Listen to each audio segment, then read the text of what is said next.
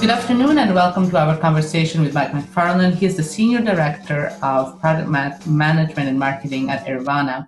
And this conversation is part of our report by Senza Fili that was prepared in collaboration with RCR Wireless on CRAN and the virtualization of the RAN. And today we're talking about what happens with CRAN in indoor locations. And Mike, can you tell us how Airvana is involved in the CRAN space?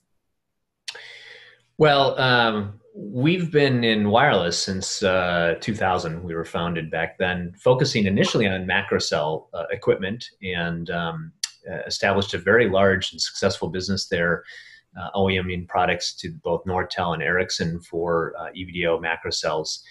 And back in, I think, about 2006 timeframe, we started development in small cells. And initially, we focused on standalone small cells that act completely independently as an individual cell, primarily targeted for residential and small business. But with LTE, and particularly in the enterprise environment, we really saw an opportunity for cloud RAN concepts to come into play and really improve the performance and economics of a solution there. And so last year, towards the middle of last year, we announced a new product called OneCell, which is an enterprise LTE small cell solution. Yes, and before we go any further, what is CRAN for you? Because everybody I talk to seems to have a very different opinion. So let's go for the basics first. Well, so I think, in its broadest definition, we look at a cloud RAN solution as having a centralized baseband processing that is pooled across a variety of access points or remote radio heads. And if you look at in the macro environment, sort of a typical cloud RAN deployment is the baseband is centralized in some sort of data center or exchange center. And then there's fiber lines running a CPRI protocol over those fiber lines out to remote radio heads. And then each remote radio head acts as an individual cell sector. And so I think that's sort of a very common definition for cloud RAN. Although when you're looking at small cells, and particularly in a public venue or enterprise environment, there's a lot more that can be done with cloud RAN. I think first and foremost, actually, is doing coordination across those access points, remote radio heads, such that you can do joint transmission and reception to UEs, and that really boosts the signal to noise ratio for those elements, and they get better throughput. Also, I think another aspect is operating those as a single cell, which eliminates handovers within the enterprise or public venue. What we see is in a typical deployment with standalone small cells, you have a lot of handovers, like 20 to 25 handovers an hour per user. And that's just because people are moving around in the enterprise, or some of them might be ping-ponging between individual cells. And so if you can create a single cell solution in the enterprise and then therefore have no handovers, it really improves performance. And then I think one of the last things that we feel is a big opportunity in the enterprise environment is taking advantage of Ethernet rather than using the traditional CPRI over fiber connectivity. And so by using Ethernet between the baseband and the remote access points or radio heads, you can reduce the cost of the solution. And of course, it's just something that enterprises are much more familiar with. So. Yes, so a lot of times CPRI is considered to be the sort of a requirement for CRAN, but from your point of view, you think that the CRAN architecture could easily rely on Ethernet as well. Yes, it can definitely rely on Ethernet, and you have to be careful about how you architect your solution in order to use Ethernet. It's not a trivial exercise, but we found a way to deal with some of the complexities running over Ethernet versus just running over a dark fiber line and using CPRI. And because of that, now our solution is very easy to deploy. Anyone who understands Ethernet, has an IT background, can put in the Ethernet cabling and switches, or you can reuse existing infrastructure that's there. and so it just reduces the cost and the complexity significantly. What about the latency, throughput? It's all something that can be managed, I imagine. Yep, and so those are all things that you have to be careful about. Our solution runs over gigabit Ethernet, so it does require more than 100 megabit per second links to really get the full performance out of like a 20 megahertz LTE channel. And in terms of the latency, you obviously have to be careful about that as well. But we haven't found any issues to date. We typically test with up to 4 or 5 Ethernet hops, and that's very common. You don't usually go over that number in a campus enterprise deployment. So, yeah, so far we're very pleased.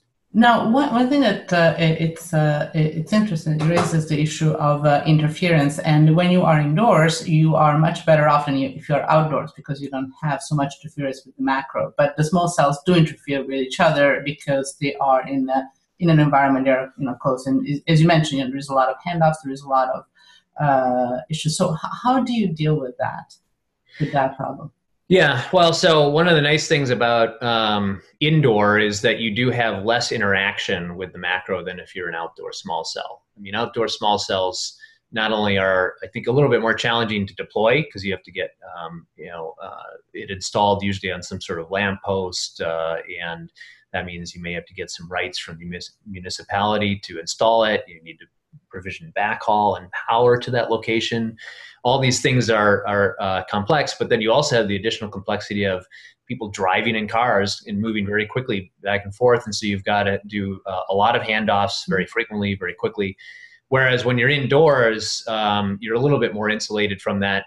There's typically, defined entrances in and out of a building or even a stadium or a public venue. And the people aren't usually driving in cars, so they're moving slower. So like the amount of interaction between the macro and the indoor small cells is much less. Now the other thing that can be done is if you run the system inside the building like a single cell, like we do with our one cell system, then you have just a single cell that's interacting with the macro rather than having a whole bunch of standalone small cells, like 20 or 50 or 100 standalone small cells, all trying to communicate with the macro to handle handoffs and manage interference.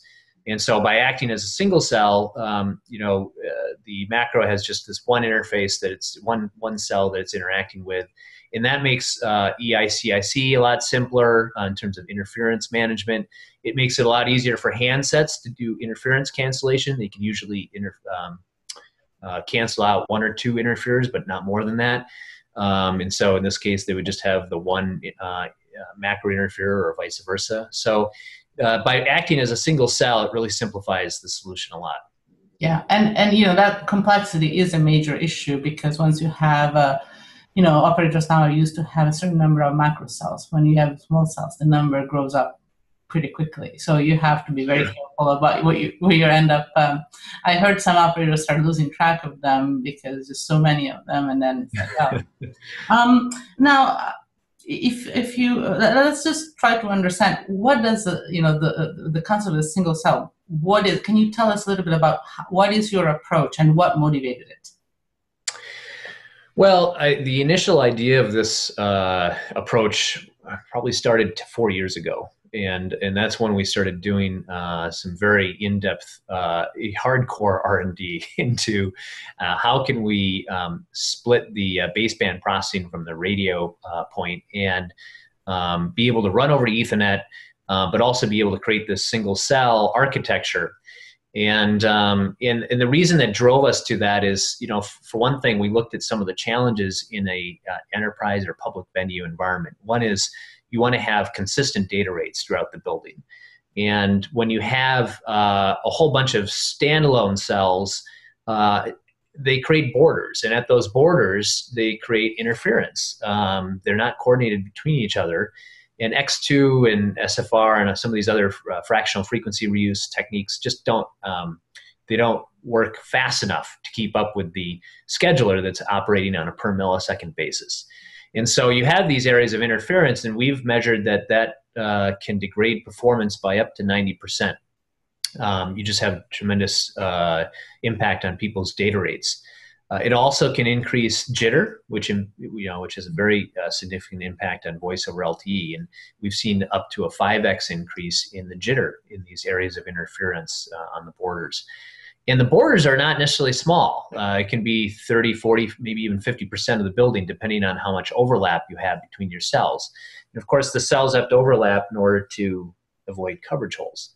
Yeah. So this was one particular driver for why we felt acting as, having the system act as a single cell gave significant advantages, because you don't have that decrease in data rates, you don't have the issue with the jitter, and so you have very good data performance, you have very good voice performance.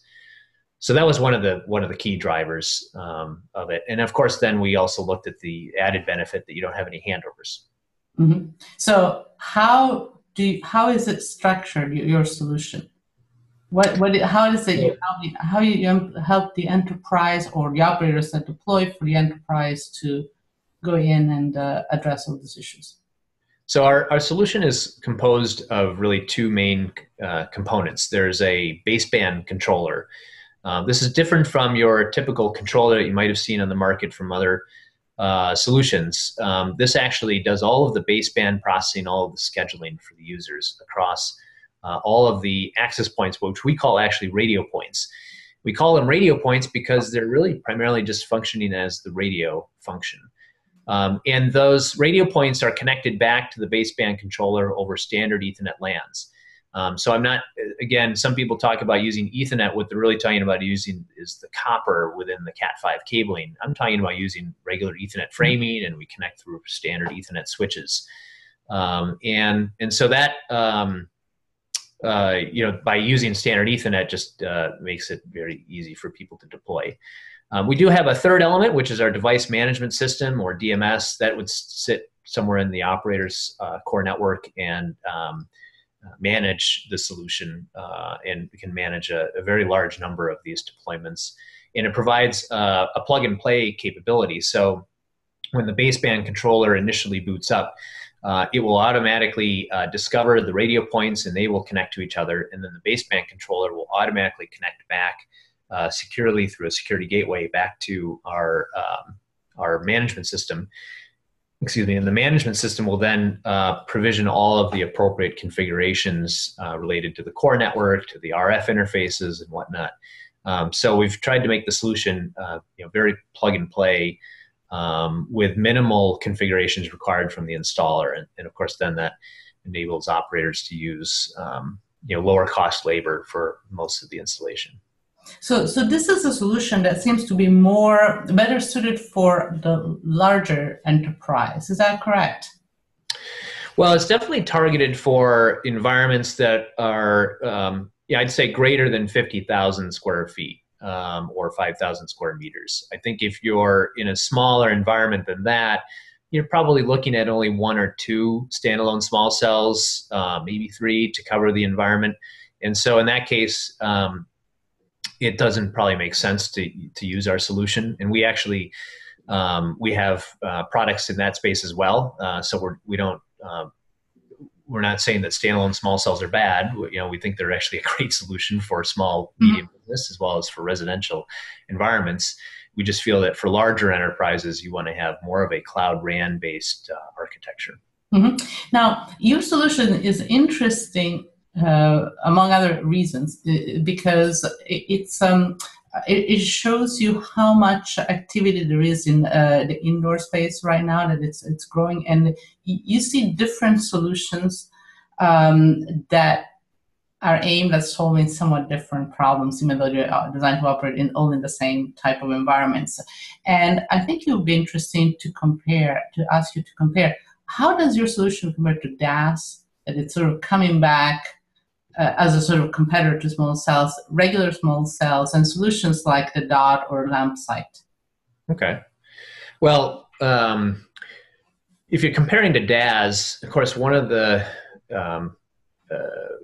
great strengths of DAS is that it's targeted for multi-operator deployments.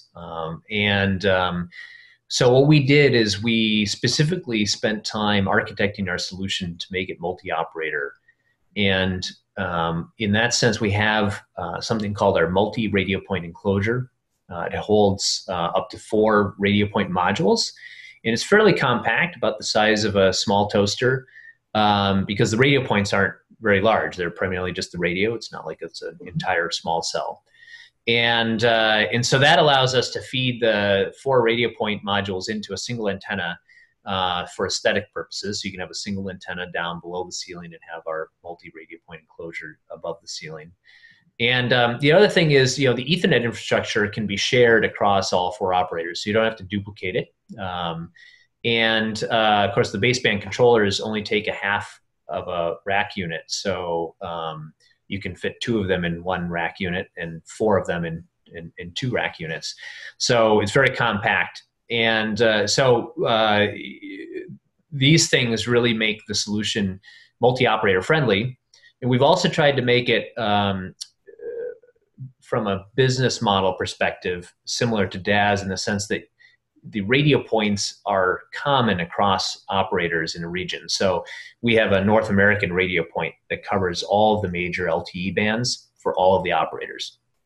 And typically with DAS, they'll purchase and deploy a lot of the cabling and antenna infrastructure separately, and then they'll have the operator bring in their base station. Similar business models can be used, if desired, in the case of our solution, because the radio points and the Ethernet infrastructure can be installed and put into the buildings, and then the operator can bring in our baseband controller to plug into it.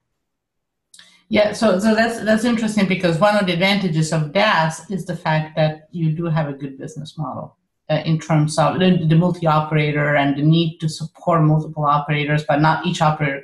It's just not feasible that each operator goes in and builds a separate infrastructure. Right. In most places. It's just too expensive, and so right. So that is crucial. And I guess your solution will also allow operators that have they want to say have 3G and 4G or have different bands, so they could just be also using your solution, right? Yeah, I mean, to be clear, I mean, we don't support 3G in our 4G only. Mm-hmm. And so, some operators have said, this is fantastic. We've already moved all of our investment to 4G, and so this is perfect. Mm-hmm. Other operators still have a need for 3G, but they have a tremendous install base of DAS systems that are 3G only. Right. And rather than going in and upgrading those DAS systems to 4G, which is actually quite expensive, they can overlay that existing DAS with our solution for a fraction of the cost. And we've done some very specific, detailed modeling with operators as well as with some analysts to model that out. And it's proving out to be far more economical to use our solution versus existing DAS systems. Yeah, I mean, the last scenario is sometimes we can be co-deployed with 3G small cells that are already in place. So. Yeah, well, 3G is obviously at this point is becoming legacy. So as you say, you already have it, but you don't need to. What has surprised us is how fast VoLTE is coming. I mean, we did not actually expect the market to move this quickly, and I think it has somewhat to do with the iPhone supporting it. Mm-hmm. But we see over 50 operators worldwide in some stages of VoLTE deployment. Yeah, and I think that for the enterprise especially, VoLTE might be important in terms of, making sure that they support voice at the good enough quality. And, it's not the bandwidth that is the issue with VoLTE, but it's all the, making sure that you have a reliable connection, the latency and all of that. So that I think it's really important in a small cell environment. And the fact that you have handoffs, because voice users can be more mobile than the data users. You're more likely to talk on the phone and walk rather than do some data and walk. Yeah, you're much more likely to see action. Yeah. So how, is there anything that, in terms of VoLTE, is there anything specific that you have to take care of? It's just like making sure that the basics are there, and then. Yeah, I mean, there's a lot of functionality that goes behind VoLTE in terms of the scheduler and providing the right, guaranteed bit rates and whatnot. So all those standard things are supported in our solution. what's I guess unique to our solution is that we don't have any handovers in our, and so as users move around, they're not having to do frequent handoffs between cells. Yeah. And like I mentioned before, we don't have any kind of jitter that gets introduced into the system at the cell borders, again, because we don't have any cell borders. And so that also helps improve our VoLTE performance. So you don't need to do anything. It just comes for free. Well, a lot of it is part of the architecture. That's right. No marginal effort. Let's put it this way. Now, we talked about multi-operator deployments, and that is crucial. And there are a lot of the business models that for small cells in general that require something like this to make the solution cost effective. How do you see that working out in terms of, not so much in terms of the technology, but in terms of the players, service providers, because we have the enterprise, we have the operators, and we potentially have a lot of intermediaries. How do you think it's going to work out? Well, it's not up to us really. It's up to the operators to, I think, define how they want these business models to work. And so we leave it to them. What we tried to do is provide an architecture that is flexible so that they can implement the business model that they choose. So they could go a traditional route where they are deploying small cells into enterprises and public venues themselves, and they fund the equipment and everything like that.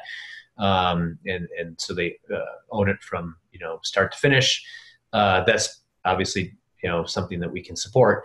But if they are interested in sharing the cost with some enterprises, there's some enterprises that really benefit from having better coverage inside their buildings. If you think about multi-dwelling units, when people come to see a condominium or an apartment, one of the things they're going to consider is what's the wireless coverage here like. Yeah. And so if the wireless coverage is fantastic in every single apartment and condominium, it's going to help retain their tenants as well as help fill vacancies. Mm-hmm. And so the owner of that building really benefits, and it's not unreasonable, and they're probably totally willing to pay for some of that wireless infrastructure. In fact, maybe even fund a lot of it. Now, in the past, the only alternative they've had is DAS, and DAS has just been so prohibitively expensive, it wasn't really a viable economical option. But with a one-cell solution, which is a fraction of the cost, they can deploy these solutions and fund most of it, and have the carrier maybe perhaps only provide the baseband controller and the cost of that.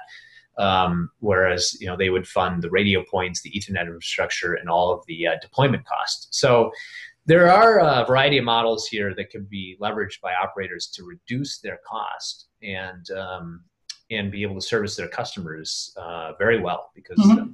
They would have very good coverage in these buildings. So what do you see when you talk to operators? What is that you see that their main concerns are, or their main interests and drivers for deploying enterprise solutions? Well, it varies. In some cases, they're looking to get more handset contracts from the enterprise, and so there's sometimes deals involved there.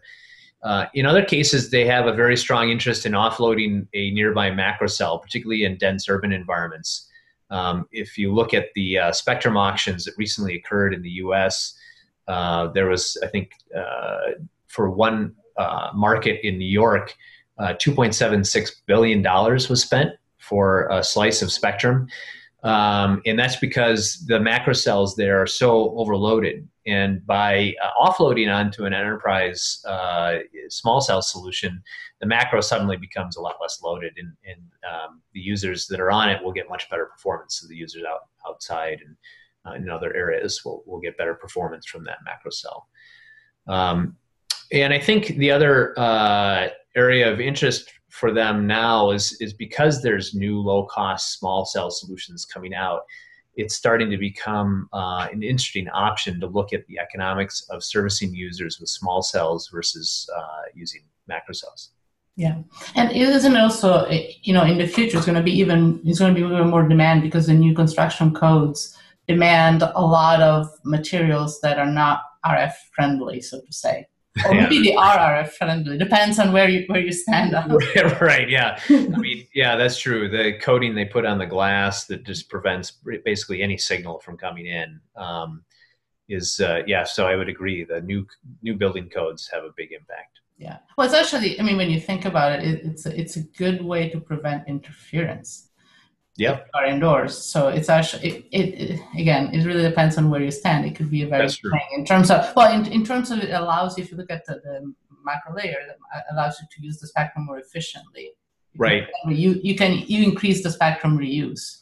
That's right. I mean, again, to your comment earlier about indoor versus outdoor small cells, in the case of a new building like that, where very little RF signal goes in or out of the walls or through the windows, the indoor system becomes quite isolated from the outdoor system, except in the lobby environment, the lobby area where people are going in and out. Yeah. And so there's a lot of advantages to using indoor small cells.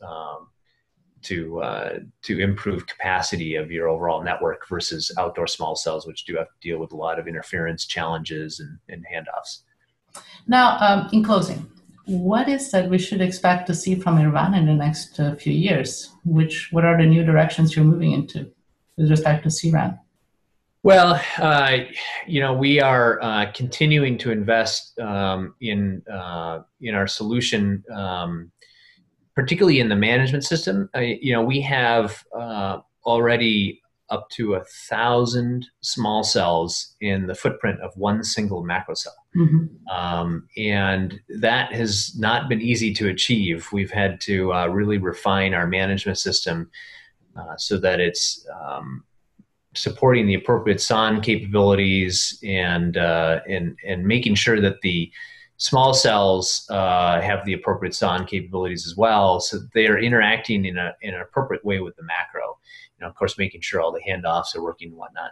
So that's been a big focus for us, and I think you're going to see more news from us about our management system and how it can really ensure that the small cells are not impacting the macro, because I think that's one of the biggest concerns operators have is, geez, if I'm going to go deploy hundreds of thousands or millions of small cells, I need to make sure it's not going to impact my KPIs on the macro. And we've been able to achieve that, and we're bringing that technology now from 3G to 4G, and it'll be applied for both our one cell system as well as other 4G products. Yeah, that's very interesting, and we're all learning here. I mean, because this is all completely new ground because nobody has tried it before. So, anyway, Mike, thank you so much for sharing your thoughts with us today. Well, thank you very much. It was nice, very nice pleasure speaking with you, and look forward to the next time.